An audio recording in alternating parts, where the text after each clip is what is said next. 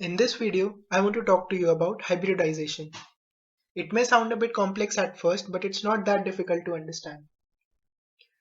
In this video, the two questions that we are trying to answer are, what is hybridization and why is it really needed?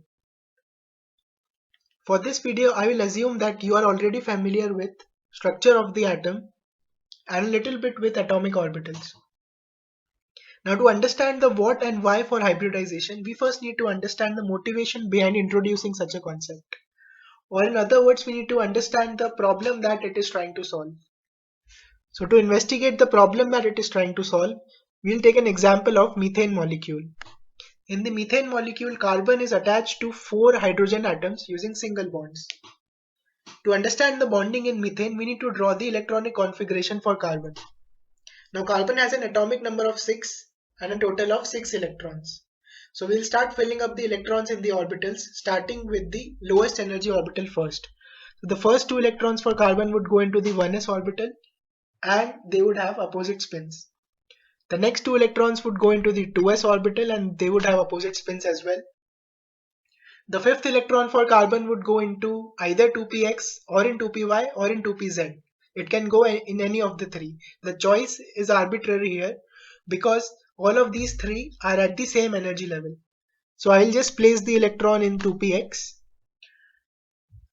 We call such orbitals as degenerate orbitals. The orbitals which have the same energy level are called degenerate orbitals. The last remaining electron for carbon will go either in 2py or in 2pz, but not in 2px. The rule here is that when we have same energy orbitals available, each of them has to be filled by a single electron first, and then we can start pairing up the electrons in them. So the sixth electron will go in 2py and not in 2px. We cannot pair the electrons in the degenerate orbitals unless each of them is filled by a single electron first. So this completes the electronic configuration for carbon. Now after we look at this configuration, we spot two problems here. The first problem is that carbon has only 2 electrons to share. So for covalent bonding to occur, carbon has to offer its electrons to other atoms. The way it works is that I offer you one of my electrons, you offer me one of your electrons, and then we both have 2 electrons. So this is the way covalent bonding works. So carbon has only 2 electrons so that it can share with other atoms. So it can form only 2 bonds in a compound. But when we look at methane here, CH4, it forms 4 bonds and not 2. And it is the case with most of the compounds that occur in nature. Carbon forms 4 bonds. There are some compounds in which carbon will form 2 bonds like CCl2, but those compounds are very unstable and very few. In most of the compounds, carbon has 4 bonds. So carbon appears bivalent in the configuration, but it actually is quadrivalent. It forms 4 bonds. The second problem we see here is that carbon, even if it is allowed to form bonds, it cannot achieve an octet in its valence shell.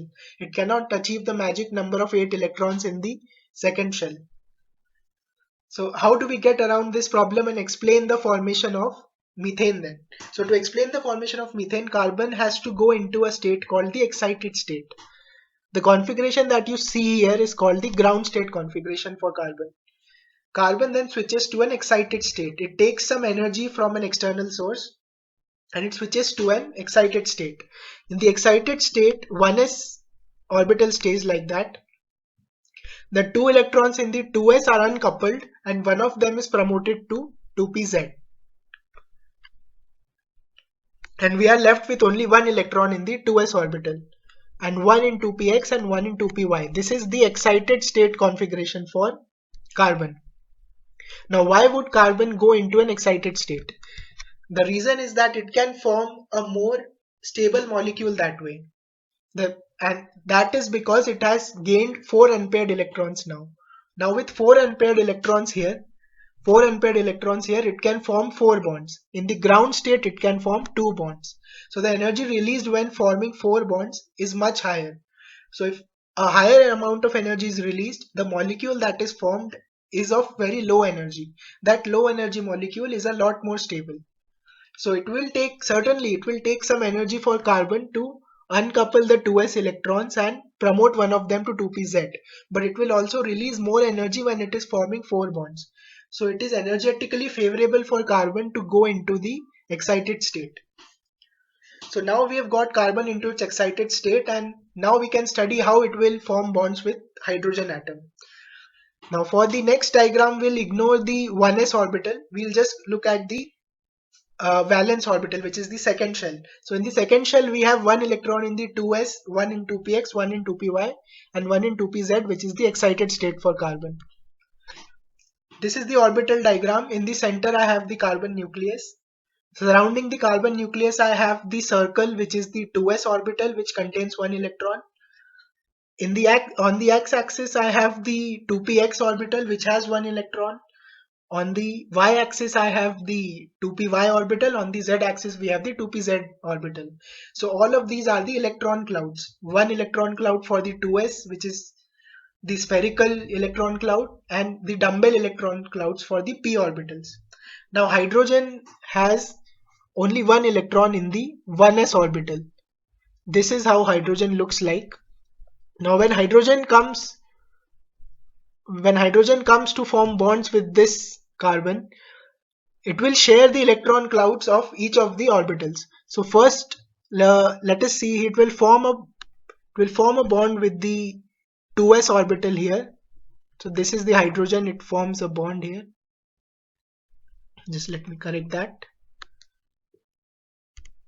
It also forms a bond with the 2pz. It also forms a bond with the 2px. It also forms a bond with the 2py orbital. So this is one of the ways that hydrogen will bond with carbon. But now you think that we are done, right? 4 bonds are formed between carbon and hydrogen and we are done. Well, not quite. We are not quite done here. There are still some problems. The problem here that we see are the hydrogen atoms that we have. This is one hydrogen atom, this is another hydrogen atom, and this is another. Hydrogen atoms can be placed farther apart than this.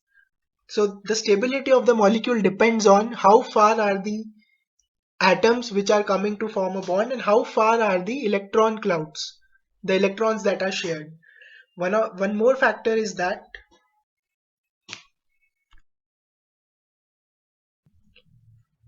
the two main problems that we see with this kind of bond formation is that carbon can keep the hydrogen atoms more farther apart than this, and the second problem we see is that the electron clouds that are shared are not shared to their maximum extent. So carbon is still not happy with this. It can keep the hydrogen atoms further apart than this, and it can form stronger bonds by sharing more of the electron clouds. So what it will do is it will rearrange the electron clouds around it. So what will happen is that the 2s, the 2px, the 2py and the 2pz orbitals will rearrange their electron density and form 4 new orbitals, 4 new sp3 orbitals with 25% s character and 75% p character. So 4 new orbitals will be formed from the 4 previous orbitals, and this is the process that we call hybridization. The reason that this occurs is that this allows for a stronger bond to form, and the atoms can be kept at a larger distance than each other. So when we see the bond formation after the hybridization here, so this is the hybridized state of carbon. We have the 4 sp3 orbitals here.